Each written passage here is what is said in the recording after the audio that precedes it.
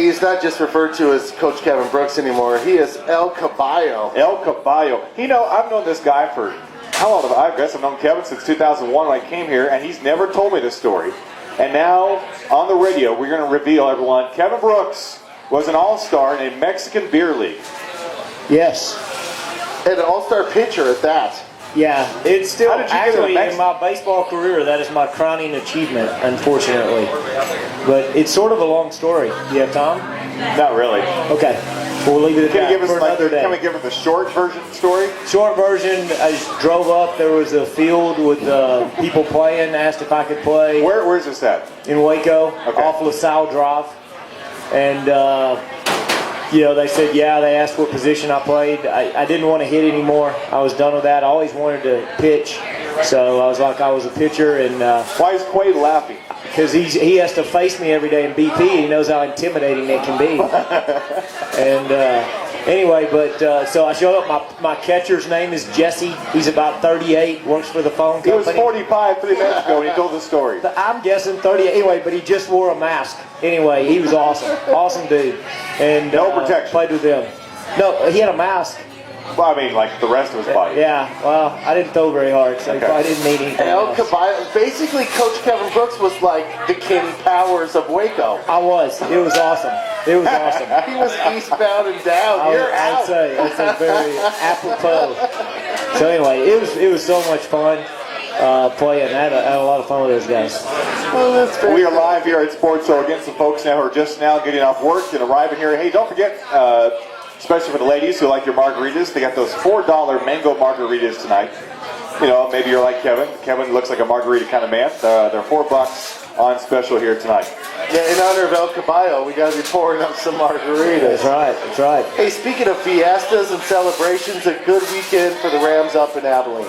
Yeah, Friday we didn't come out and play very well and sort of gave that one away. But then Saturday and Sunday, I thought, we played real well in all three phases of the game, and we were able to win all three of those, and those were big. Those were important regionally wise, and, I think it'll allow us to hopefully stay where we were. And, the last time, too, we'll ever play Abilene Christian and played them there, and nobody we enjoy beating more, or me. There's nobody I enjoy beating more than them. So it was good to see them go home not happy on Pack the Park Day, which I guess there were 12 people there, but they multiplied their attendance by 3. I would say by about 100. But that's one thing, as always, more ASU people there than Abilene people there, and I appreciate everybody coming up once again, and it was fun leaving there with some wins. Kevin Brooks, head coach of ASU baseball. We also have with us, let's give him a hand, first baseman for the Rams, Quaid McKinnon is here. Quaid today was named to the Lone Star Conference All-Academic Team. His teammate Andrew Lacombe was named the Lone Star Conference Academic Baseball Player of the Year. So obviously, if you don't know, Quaid is going into rocket science. Is that right? No, I'm not very smart at all. What is your GPA, seriously? Oh, quit being modest. Come on, give it up. I think my GPA is like a 3.6.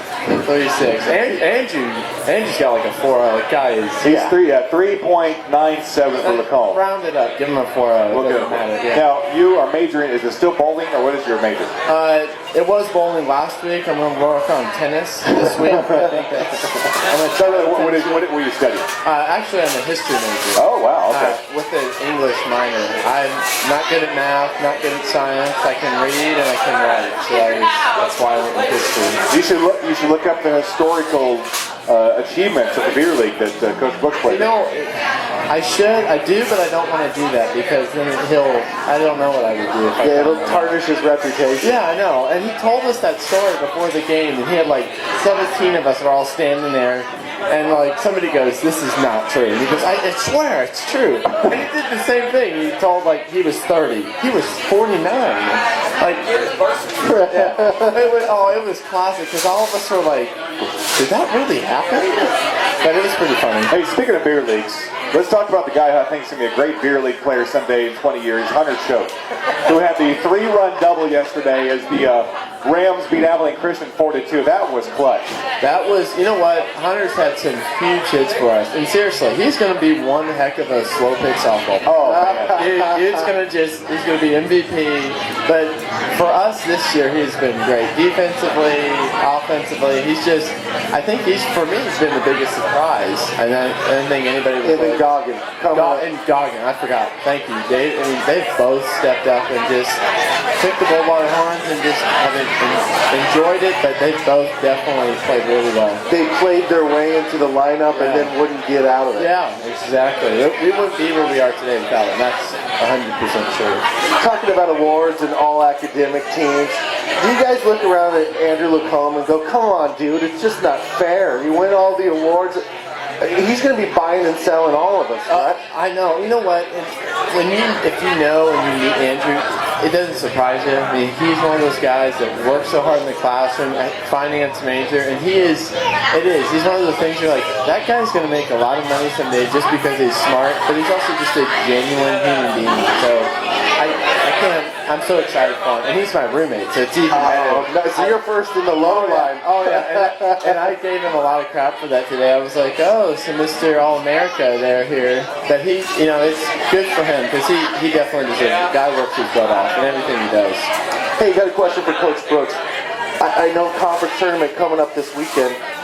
And obviously, you mentioned the regional rankings. There's kind of a complex formula for that. Can you kind of walk us through that a little bit? Oh, gosh. I can try. Basically, there are about 8 different columns that they look at and how you do versus St. Mary's or Charleston State.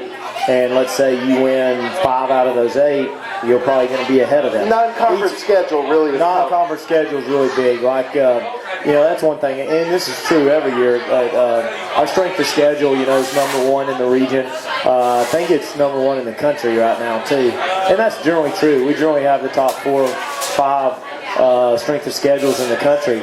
The thing, my beef with it is that doesn't help us. I mean, it helps us in one column, but they tend to look at wins and losses more than who you're playing. And, I don't know. Actually, next year I sort of changed our scheduling philosophy a little bit just because it's not doing us any good playing the good teams. Because obviously, if you play with good teams, you're going to lose more. But the committee seems to look, and I'm on it, but the NCAA gives us parameters, and you can't vary from those, but they don't use human common sense. The ones we always, in my mind, I get in a big argument with is the Heartland schools with St. Mary's and St. Edwards. But they've got one team in there that's 2-48 that they get to play 7 times. Got another team that's 10-40 that played the 2-48 team, 7 times. So that's where they got their 7 wins. We don't have anybody on our schedule like that. So we don't, they've got 20 wins before they play a game generally every year. Well, I know you're still bitter about your 06 team. Still bitter. That's the best team we've ever had. That didn't get into the dance, as it were. Right. Regardless of what happens in the conference tournament, you guys are looking pretty good, right? No. We need to win the conference tournament. I know the attitude we're going in with is we don't win it, we don't go on. You're right. If we can stay 3, if we're 3 in the final rankings, well, then we're in. Any upset that happens, there could only be 3 upsets. So the 3 seed would be good enough. But ever since that, 06 and 07, and Jeremy can tell you we're crazy. 06 we were really good. 07, Abilene won 45 games and sat at home. And we won the tournament and went on to the World Series. So baseball is not the same as basketball or softball. 8 teams get in. And if 8 teams got in baseball, which is what it should be, we would have made the regional every year but 1 since I've been here. But it's only 6, and that changes the dynamic totally. All right, final thought. In 20 seconds, Coach, tell me why your Rams go into conference tournament. I think the character of this group, we've said that since the first day. They're great people and they're winners. That's the biggest thing right there. And then, we can pitch, we can hit, and we can play defense. We just got to go do it. And we've done that, shown that here the last few weeks. We've gotten more consistent at it. We still had our yips every now and then, but I'll be shocked if we don't go play great every game. That's Kevin Brooks and Quaid McKinnon of Angelo State Baseball. Let's give them a hand. We're about to say, Quaid, get your meows in. Yeah, Quaid. Meow, meow, meow. Thank you. Okay. We open up with Incarnate Word, and that's a team that did beat us 2 out of 3. They had a very talented team. They won the conference tournament last year, and for whatever reason, and I'm telling you, I can't understand that nobody in our conference can. They've lost 7 out of their last 8.